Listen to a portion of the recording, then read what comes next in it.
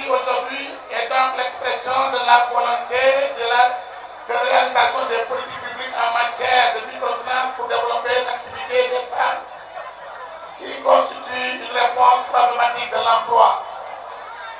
En effet, la commune de Nguékokh est un carrefour où plusieurs activités sont développées par les femmes, notamment le commerce, l'artisanat, l'agriculture, l'élevage et la pisciculture. Autant d'activités qui concernent le soutien financier, d'où la pertinence de ce financement que vous apportez aux femmes de la ville de Nguékokh. À leur nom, nous vous exprimons notre gratitude et profitons de cette occasion pour glorifier toutes nos actions qui participent à l'émancipation financière et sociale des femmes. Considérant l'importance de l'action de votre département dans l'amélioration des conditions de vie des populations, nous ne manquerons pas de porter un plaidoyer au niveau de l'Assemblée nationale afin que vous ayez tous les moyens nécessaires pour atteindre vos objectifs. La commune de Nguékokh ne mettra aucun effort pour faciliter l'accès à ce financement au profit des femmes de Nguékokh qui sont très courageuses et entrepreneurs. Merci, merci, merci, Madame la Ministre. Permettez-moi à l'entame de mon propos de vous remercier très vivement pour l'accueil chaleureux qui nous a été réservé ce matin ici à Nguékokh. Je voudrais également me réjouir de la mobilisation exceptionnelle des acteurs, une mobilisation qui dénote, si besoin en est, de l'importance que vous accordez au secteur de la microfinance.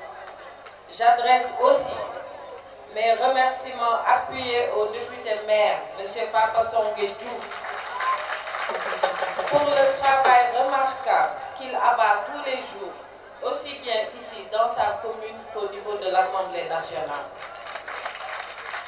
Mesdames et messieurs, une observation de la réalité quotidienne révèle que les personnes vivant en milieu rural, et particulièrement les jeunes et les femmes, exerçant des activités porteuses de croissance, accèdent difficilement aux services financiers. Les conditions de crédit, souvent pratiquées au niveau des institutions de microfinance, constituent parfois un frein à l'entrepreneuriat de cette frange importante de notre population. Fort de ce constat, le gouvernement du Sénégal a, dans sa politique d'inclusion financière et sociale, mis en place le Fonds national de la microfinance, le FONAMIF, pour relever entre autres ces défis importants. Pour rappel, le FONAMIF créé depuis juin 2020 a pour mission de mettre en place des mécanismes destinés à accompagner la politique d'inclusion financière et sociale de l'État, mais également à améliorer la qualité de la gouvernance opérationnelle et financière des systèmes financiers décentralisés. La mise en œuvre de la stratégie du FONAMIF, qui s'articule autour d'une approche globale, telle que ça a été rappelé par le directeur général du FONAMIF, nous permettra de mettre en œuvre une stratégie axée sur 4 axes d'intervention, qu'il s'agisse du financement, du refinancement, de la bonification ou de la garantie, mais également de la gestion de lignes de refinancement pour compte, ainsi que de l'ingénierie de programmes et de projets et d'assistance et d'accompagnement des acteurs. Ces interventions permettront à coup sûr d'assurer une baisse substantielle des taux d'intérêt, mais également d'assurer la pérennité et la viabilité des systèmes financiers décentralisés, de créer également et de développer un solide cadre opérationnel afin de consolider durablement l'exercice des activités des clients sociétaires et membres. Cet instrument novateur qui apporte un souffle nouveau dans l'écosystème de la microfinance, de par son approche et sa stratégie d'intervention, illustre encore une fois la ferme volonté de son Excellence M. Macky Sall, président de la République du Sénégal,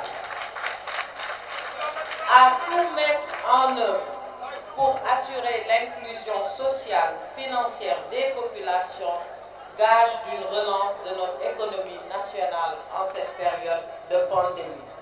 Le FONAMIF traduit donc l'engagement de l'État à réduire la fracture financière et sociale d'une frange importante de la population en leur permettant de participer à l'effort de création de richesses. C'est dans cette dynamique qu'aujourd'hui, l'enveloppe de 200 millions de francs CFA annoncée par le directeur général pour l'accompagnement des SFD de petite taille permettra à coup sûr aux clients exerçant des activités dans ces zones rurales, périurbaines et d'autres secteurs ciblés de participer à l'effort national pour la lutte contre toutes les formes d'exclusion. Mesdames et messieurs, la cérémonie qui nous réunit aujourd'hui constitue un premier jalon dans le programme global de financement et d'accompagnement du FONAMIF au profit des bénéficiaires finaux que sont les SFD, les collectivités territoriales, mais également les institutions de petite taille. Ces premiers financements octroyés à 10 mutuelles isolées réparties sur le territoire national devraient sans nul doute avoir un impact réel sur l'entrepreneuriat d'environ 1500 bénéficiaires. Il aura également un impact positif dans le programme Xëyu Ndaw yi grâce à la création ou à la consolidation des emplois dans des zones d'implantation des SFD et de leurs clients. En termes de perspective, je voudrais rappeler que le FONAMIF prévoit une véritable montée en puissance à partir de l'année 2022, ce qui lui permettra de toucher le maximum de SFD sur l'ensemble du territoire national. Au demeurant, je voudrais signaler qu'un accord est trouvé avec la coopération italienne pour loger au FONAMIF une partie de la ligne microventure capitale de la Place des Prix qui s'élèvera pour un premier temps à un montant de 1,3 milliard de francs CFA. Avec ce réaménagement, je pense que les SFD de petite taille peuvent être rassurés quant au renforcement considérable du volet financement. Aussi, je voudrais profiter de l'occasion qui m'est offerte pour inviter le directeur général du FONAMIF et son équipe à poursuivre les actions en cours pour mener à bien la mission qui leur a été confiée en collectant des ressources plus conséquentes afin de financer le plan d'action issu du plan stratégique de développement du FONAMIF qui s'élève à un peu plus de 41 milliards. Et pour cela, soyez assurés du soutien de la tutelle pour vous apporter l'appui nécessaire afin de relever les défis qui interpellent le secteur. Je voudrais, pour terminer, chers dirigeants de SFD, vous féliciter pour le choix porté sur vos institutions, sur la base de critères objectifs retenus, et par la même occasion, vous inviter à faire un bon usage des financements, des premiers financements reçus, j'allais dire. Le respect des engagements souscrits pour les remboursements permettra à d'autres SFD de bénéficier dans un avenir proche de financement par le même mécanisme. Je vous exhorte aussi à vous approprier du FONAMIF pour un renforcement des avancées enregistrées dans ce secteur, une dynamique qui ouvrira une ère nouvelle du secteur de la microfinance, un secteur modernisé et adapté à la réalité économique au bénéfice exclusif des populations sénégalaises. Sur ce, je déclare officiellement lancées les opérations du FONAMIF dont le siège à Dakar sera inauguré très prochainement.